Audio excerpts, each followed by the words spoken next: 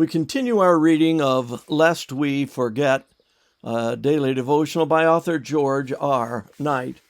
Today's reading, July 2, In Search of Proper Education, Part 7. There is hope for a tree. If it is cut down, it will sprout again, and its new shoots will not fail. Job 14:7. In the spring of 1882, the young tree of Adventist education had not just been pruned, it had been cut down. But the drastic step had not been in vain. From the stump would sprout shoots in several directions that would vitalize the system and help it immensely in its search for proper education.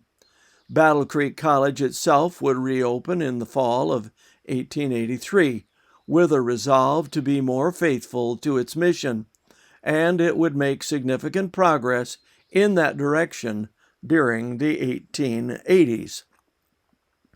But perhaps even more important was the fact that the former leaders of the Battle Creek School had scattered across the country. Both had learned lessons that would help them in the future as they strengthened Adventist education. Goodloe Harper Bell set up camp in Massachusetts, where he established South Lancaster Academy in the spring of 1882, which eventually evolved into Atlantic Union College. Sidney Brownsberger, meanwhile, headed west, where in April 1882 he founded Healdsburg Academy, an institution that became Healdsburg College and eventually Pacific Union College.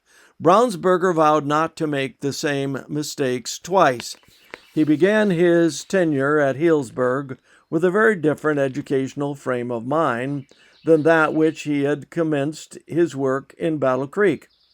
After his experience in Michigan, he had resolved never again to enter denominational employment except on the basis of the testimonies. Prominently featured in the Healdsburg announcement and catalogs during the Brownsberger years was the fact that the school sought to give a balanced education between the bookish and the practical, the mental and the physical. In short, beside academics, it would prepare its graduates for the world of work. Beyond that, the school was designed to provide instruction especially adapted to the work of young men and women desiring to prepare themselves to enter the ministry.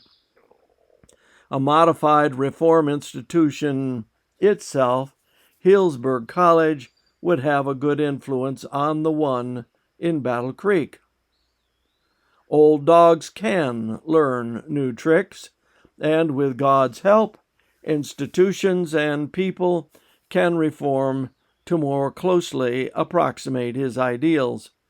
A start had been made, but the real revolution in Adventist education would come during the 1890s.